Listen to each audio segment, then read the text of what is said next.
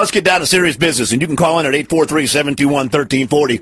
843-721-1340. Should the state of South Carolina call for a convention of states? Well, what is a convention of states, and who are the people doing this? Well, one of the directors of this organization doing it is Bob Menges. How you doing, Bob?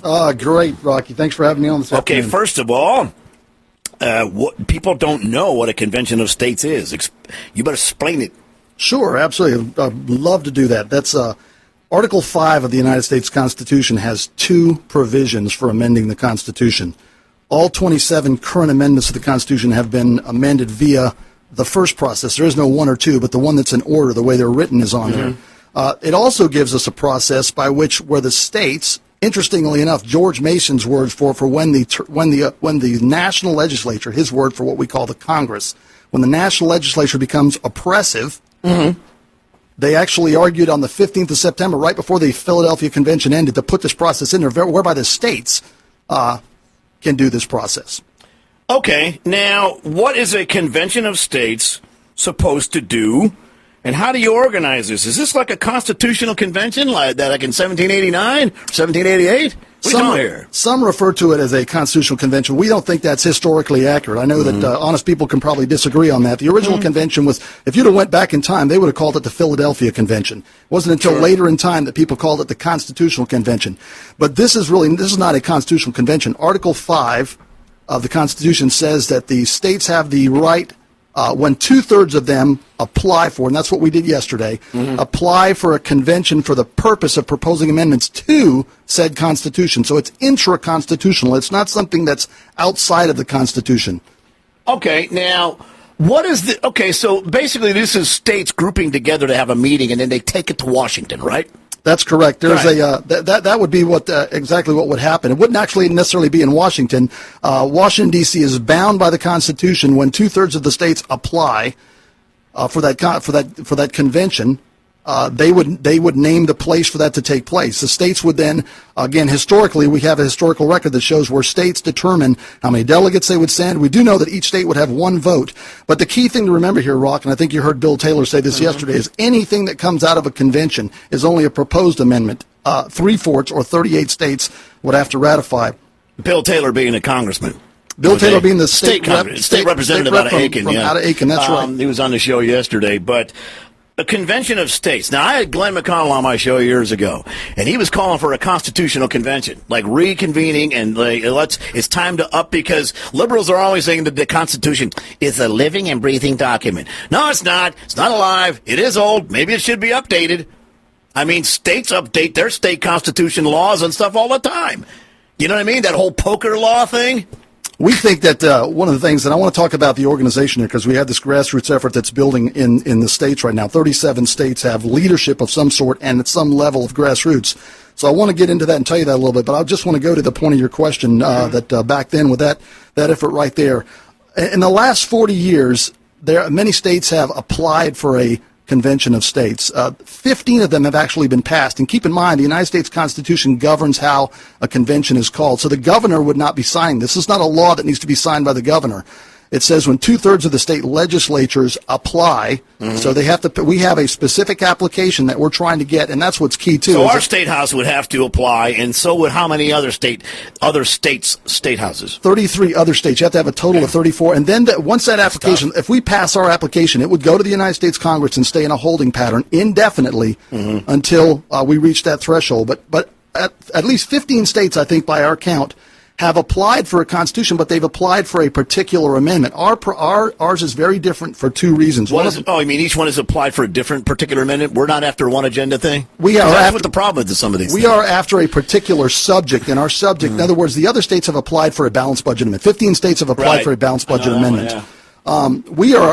Our goal is so that every state applies, and you need what's called aggregation for the Congress to be able to call the convention for a specific purpose. And our stated purpose is to limit the power and federal jurisdiction, limit the power and jurisdiction of the federal government. Therefore, any amendment, and there's some folks that fear this. They call it a con or a constitutional convention. They fear a rogue or a runaway convention. And I think when you look at history and when you look at the Constitution, nothing is foolproof. I mean, I'm not naive enough to tell you nothing is foolproof. But when you look at the history, you see that is extremely remote because, again, 38 states. That means 13 states could thwart anything that came out of there.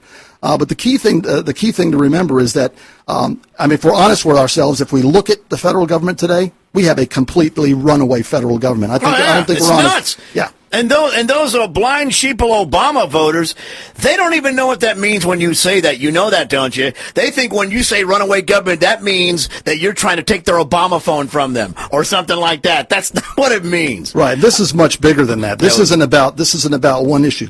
When we get back, we're going to try to decide, and Bob's going to tell us what this convention of states is supposed to accomplish and what exactly, are we going to do, and do we have any chance on this? Because it just seems like when you talk about, changing government to make it less powerful, you get the hand, and you get the hand from the left side of the aisle. They won't even consider it, even though it would benefit them too. Radio Free Rocky DW, QSC, 1340. To Bob about the Convention of States, and you have a better question than me, give a call at 843-721-1340. We'll put you right up. You don't have to, spook out who you are if you don't want to. If you're at work, we understand. You're in your cubicle. And then, boss, I'm making a sales call. Do it. Bob, once again, a Convention of States is what, in a nutshell, in 20 seconds? What is a Convention of States? Convention of States is my fault. Go ahead. Yep. Convention of States is a grouping that would be called together for the purpose of proposing amendments. Again, for a specific subject is what we're looking for, not a particular amendment. Although there are some great ideas out there. Mark Levin's throwing them out in his book, The Liberty Amendments. Yeah, and the thing is that I don't know how to tell people this, and they don't believe me when I say this, but this current administration, and indeed the ones previous to it, they didn't obey the Constitution, although I don't really quite recall anything that Clinton or even Carter did that violated the Constitution. It never came up. This guy is the Obamacare amendment, or whatever it is, this tax law thing, is a clear violation of the Constitution, which is why the Supreme Court calls it a tax and not a law, particularly. Now they're calling it a law again. Yeah, the Constitution has been violated in so many different ways. And again, we love the Constitution. The Constitution is not the problem. What the problem is over the years, the ways that the courts have continued to interpret the Constitution, we're so far from it now, we need some sort of a reset. I'll give you a couple examples. I mean, there's a lot of people have good ideas out there for amendments, but again, things that would limit the power and jurisdiction of the federal government. People are upset about we all are upset about the way that the president passed executive orders. He does that when he doesn't even have the authority. So Congress has ceded their own powers over to the president. So an amendment that would possibly restrict that, to tighten that up, to make sure that he can't do it, to reset it the way that it was supposed to be. The naysayers today say that if they're not following it now, why are they going to follow it then? But that's kind of a circular argument. But if you look at what's happened, you understand why. In other words, here it is. Okay, we have maybe the third or fourth generation of people, and we're in this, that are so used to the fact that we have centralized government in Washington, D.C., that we don't realize our great-great-great-grandfathers saw it a different way. I mean, the states had the power, and then they ceded some of that power to the federal government, and the federal government really only has, in the Constitution, two jobs. One is to keep us safe, and that can be translated into roads and bridges and things like that. And then the other one is to guard our borders. How are they doing with that one? Yeah, they're doing a horrible job on all of that, Rock. And if you look at any honest person that looks at history, the early founding and the framers right there, we know by its very nature, you can put a pocket constitution in your pocket. You realize that's the entire manual for the federal government. The founders clearly articulated a limited federal government. So what we have today is a bloated Leviathan government with people that are operating it that are drunken on the power in that government. You take the 17th Amendment, probably one of the worst things that ever happened to us in 1913. And so possibly an amendment to repeal the 17th. The 17th, for those of you who might not realize this. Most people don't. Yeah, it's the amendment that took the appointment of United States senators in the Senate from the legislature. Originally, the legislatures appointed them, and there was a specific reason for that. They were designed to protect the interests of the state. And because, everybody likes the idea of my vote, so it was shifted over to the people. And so today, the 17th Amendment dealt a critical blow to the balance of power between the federal government and the states. There's no question about it. Yeah. Well, the thing is that it used to be, if you didn't like living in South Carolina, the conditions here, You could go to Georgia or move to another state, and things would be a little different there. To a slight degree, it's still that way. But look at what they did with even something so as trivial, although you can say it's important, as the seatbelt law. Absolutely. They wouldn't give anyone, or the .10 to .08. The states wouldn't get their federal money back that they paid in unless the states passed a law saying you go from the blood alcohol content, .10 to .08. That was, as a matter of fact, that was a case, North Dakota versus Dole. I teach that in a constitutional law class that I teach to high school kids that are being homeschooled, and basically we cover Supreme Court cases where the states were stripped of their power. And we see what has happened over the years, and again, brings us back to this issue where the Constitution is a beautiful document just as it's written. The problem is we are so far. I mean, when I have students ask me this when I do this class, Rocky, every year, they ask me, well, Mr. Menges, if what you're telling us is true, as if I'm making it up, but I mean, it's a legitimate question. If what you're telling us is true, then why is X, Y, and Z occurring? And it's an interesting answer. I mean, I'll tell you that a guy named George Nicholas, one of my favorite quotes, is on the back of my business card right there. Mm-hmm. At the Virginia Ratification Convention, there was this big tug of war between the Federalists and the Anti-Federalists. And the Anti-Federalists were those that were opposed to a too strong or powerful federal government. So to make a long story short, I mean, people think that the politics is raucous today. These guys, there was almost a duel. There was almost a duel between Patrick Henry. I mean, there were people that there was one guy beating a guy to death with a cane. There's been shootings. Yeah, but this guy, George Nicholas, stands up in the midst of that and he says, whoa, time out. I'm ad-libbing for him here, but he says, listen, this is the important thing to remember. He says, an enlightened people will never suffer, 18th century term for let it happen, never suffer what was intended for their security to be perverted to an act of tyranny. What he was saying is the Constitution is intended for our security. It's intended to limit the power of what you guys are afraid of, the Anti-Federalists. Okay. And, of course, they're prophetic now. They were right. Well, we can get a convention of states together, but we have to get 33 other states to partner up with us, and that's going to be tough to do when there's so many blue states. But the thing, and because everything now is that it's like Obamacare. It's not about health care anymore. To the left-wingers. Yeah, it's about Barack Obama having a personal success of a gold star. Here, little Barack, here's another Nobel Prize for you. I'm glad you brought that up because that's what separates this effort right here. We got to hold on. We got to go do some news. Come back and talk about it more. We're going to talk about what the Convention of States, what South Carolina would like it to do. You know, because it's just like when you walk in a voting booth. What's in it for me? I want to know what's in this for me. Radio Free Rocky DW, QSC 1340. There's got to be some constitutionalists that want to weigh in on this. I know you're out there because I'm getting the messages. I know you're out there, okay? Because I'm getting the messages here from people. But here's the thing. Bob Menges, and I always thought that was Hispanic or somehow, it's German, isn't it? It's German. All right. Racist. Now, you don't have blue eyes, do you? No blue eyes. Okay, then you're only half racist. All right, now, you have blue eyes over there? Green. Racist. Oh, right. Super racist. Okay, now, the Convention of States. What is the name of your group called?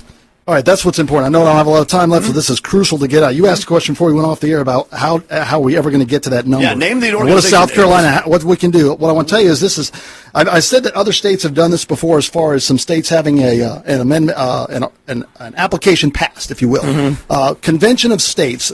Those of you out there that are interested in this, go, and even if you're not, go look it out, conventionofstates.com, conventionofstates.com.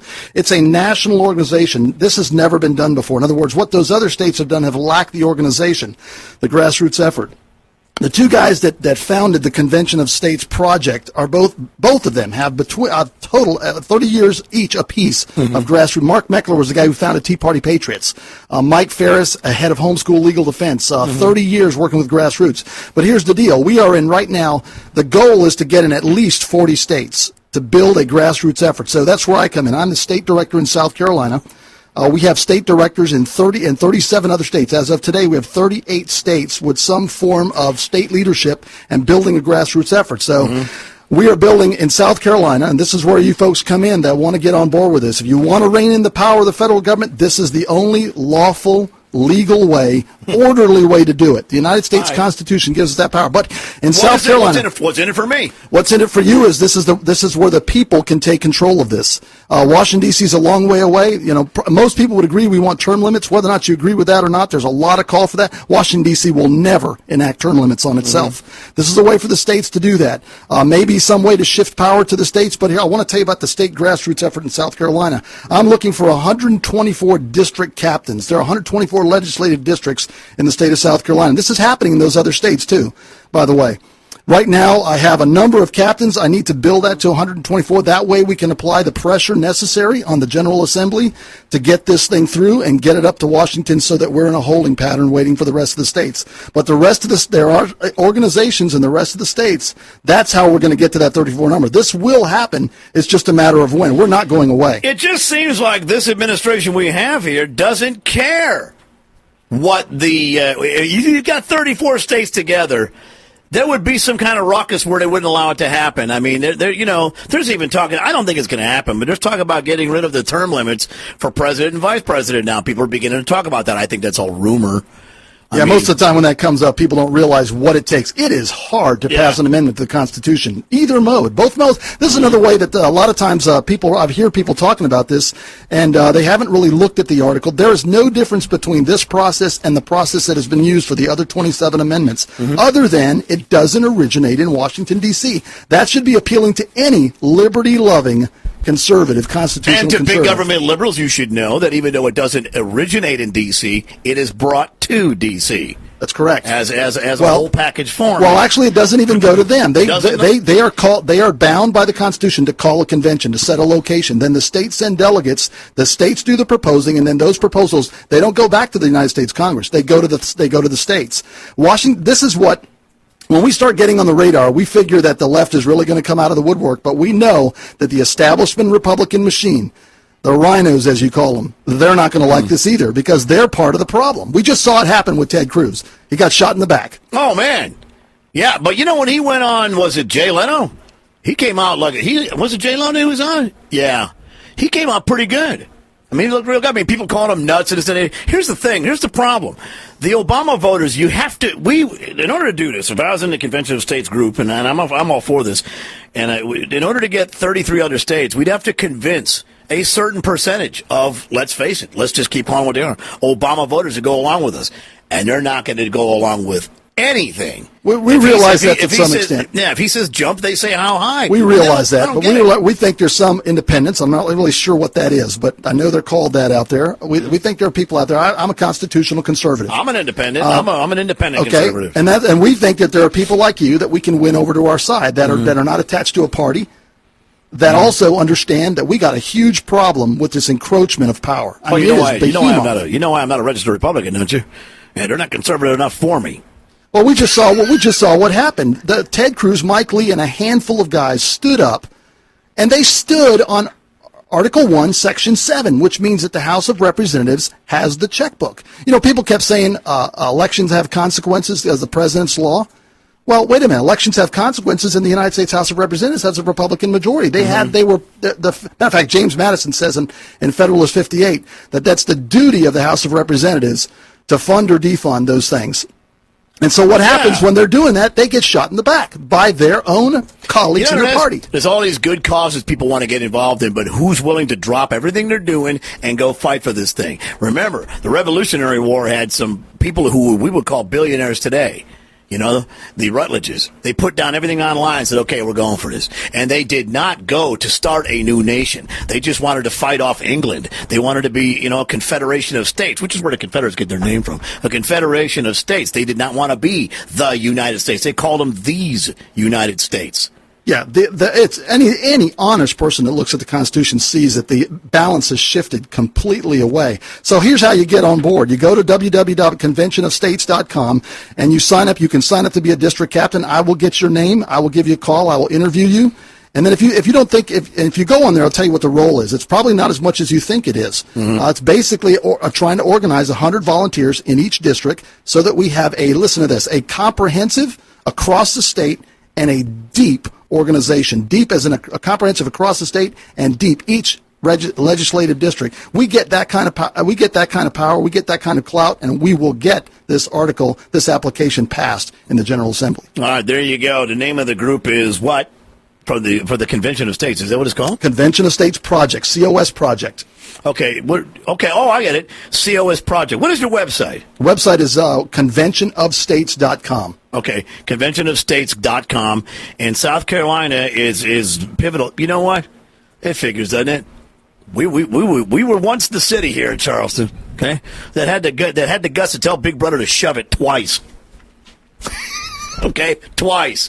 Once in 1776. We were the first to secede from England. And for those who don't know this, we were the first to tell them, no, not doing it, not going to happen. We were George before he was not going to do it, not going to do it. And then in 1860, we said, bye, again. So let's do it again. Let's do it a third time. Yeah, and for those, you're talking about secession, blah, blah, blah. Shut up. I'm talking about changing the Constitution, modernizing. And Rocky, if I could just close with this, Sure. just to let people understand, this is in the Constitution. It's not outside of the Constitution. It is a lawful, orderly way for us to do what needs to be done to put the federal government back inside the fence, or as Jefferson would have said, the chains of the Constitution. All right, there you go. His name is Bob Menges.